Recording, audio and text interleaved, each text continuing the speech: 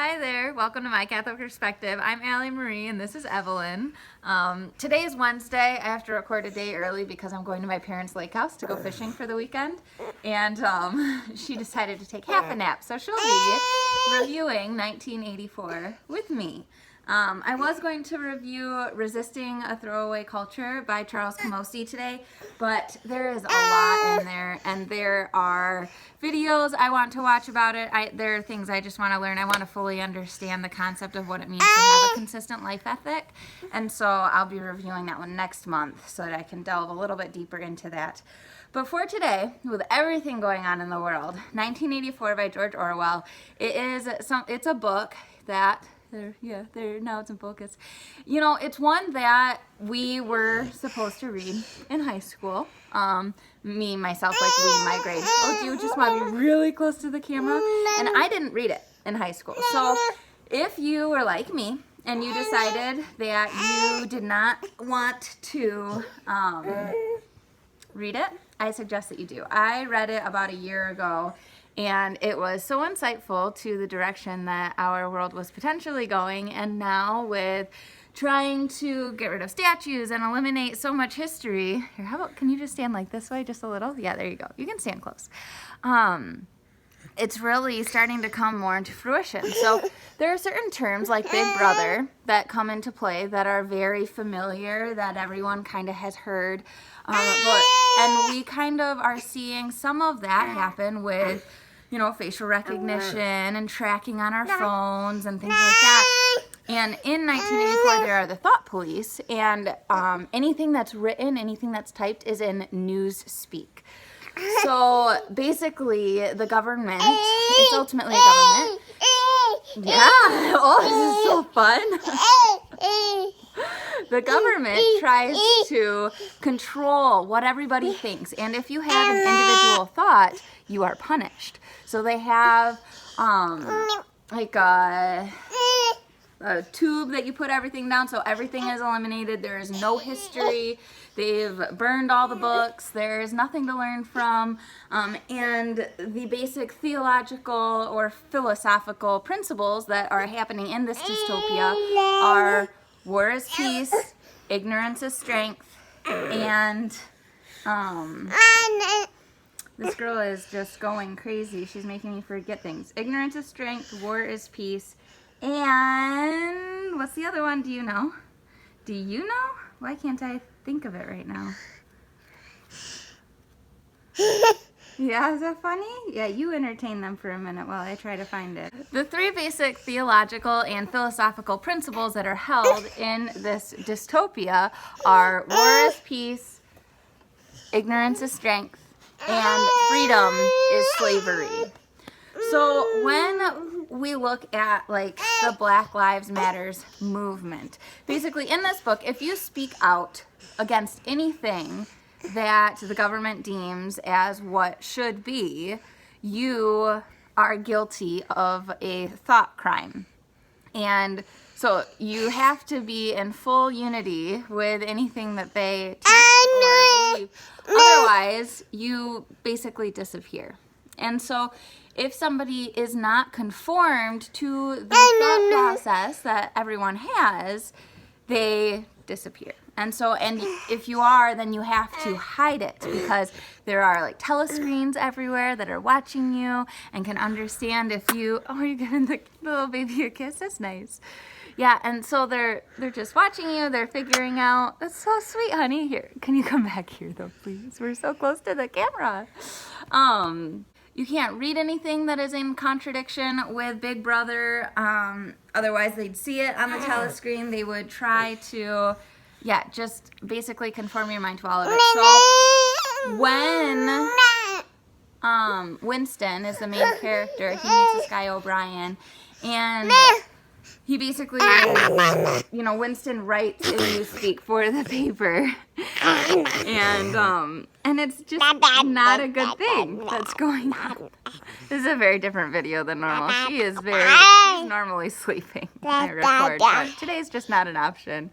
Is this so fun? Oh, Burr, are you cold? So, for example, for today, like in today's day and age, in 2020, are you trying to touch the baby? Can we not, please? She's like, why not, Mom? In 2020, you have professors at Harvard trying to speak out against homeschooling, trying to say that children have to be introduced to leftist philosophy, leftist theology, ideology at a young age. Otherwise, it's like detrimental for them. So that is part of what George Orwell is describing in this book as far as thought crime goes. It's like if you disagree with what the party teaches, then you are committing a crime. And so if, say I want to homeschool my children, they would say that I'd be committing a crime because I'm not teaching the ideology that, children are sexualized or whatever. There's a lot of different aspects of what is believed that should be in public school. So, like I said, if you haven't read 1984, it's a fiction book. I really, it's one of those ones, there are certain parts of it that are hard to get through, but for the most part, it's a novel. It's a fictional novel that he was predicting, and the timing of it is actually precarious as well, because it was by like 2050 in the book that everything would be, I don't remember if it's actually that it would all be, everyone would have been conformed, or that finally the conformity was able to cease. And but just that whole, when you look at society today, like ignorance is strength. My dad's company, and I'm sure it's other places too, but they pride themselves on the quote, knowledge is power. The more we know, the more information we have, the more effective we can be in the world. Whereas right now, with like pulling down statues and doing that stuff, a lot of it is done out of ignorance, like wanting to pull down Abraham Lincoln's statue, or different Confederates that died actually trying to abolish slavery. Just the unawareness and lack of knowledge within who these statues are of, why they're there, and it's really unfortunate. And then, that one guy calling for the pulling down of all the statues of Jesus, it's all, just like claiming that like ignorance is strength, because you can just go out and do whatever you want, and, slavery is freedom. Like if we are enslaved to another person, we don't have to think. So by saying slavery is freedom in this book in 1984, it's basically just trying to say, like, it's freedom because you no longer have to make any decisions.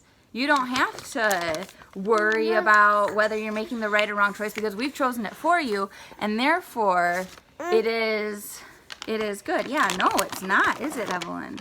Do you want this little bunny pirate sticker? There you go. Ooh, yeah, we have a bunny pirate sticker. There you go. You want to play with that?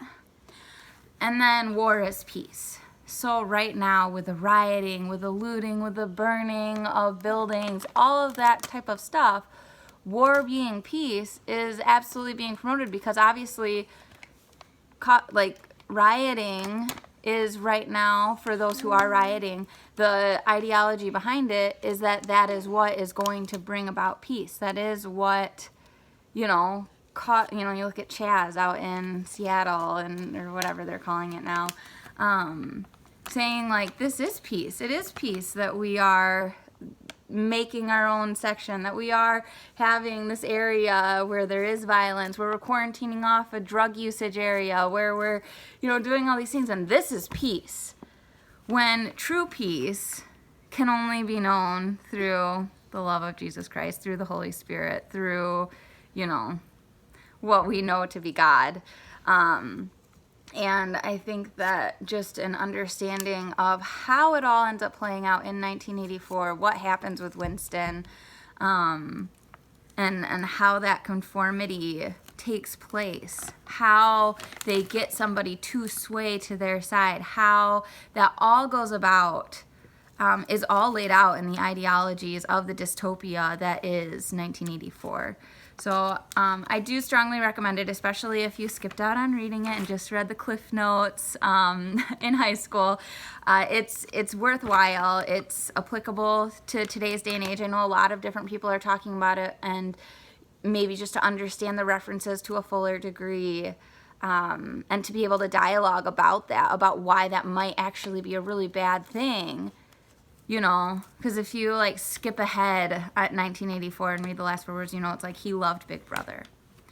And so in the end, ignorance and unawareness and this lack of knowledge of the fact that we are being brainwashed into it, that somebody would be unknowingly believing something that they previously actually disagreed with, all of that ends up coming into play, and seeing how that plays out in the book might prevent somebody or give you some knowledge or some insights in how to dialogue with somebody that is headed that direction, that you might be able to steer them on the path toward God, on the path toward true peace and true freedom, and it'll all just be good. So thanks for tuning in today. Thanks for dealing with my hyper daughter. Oh, she's waving bye to you. Do you want to wave bye again? Yeah. She put her little stickers on her little toesies. Oh, can you see your stickers? Let's try to see them. There we go. Look at that. Oh, she ripped the bunny's head off, but that's okay.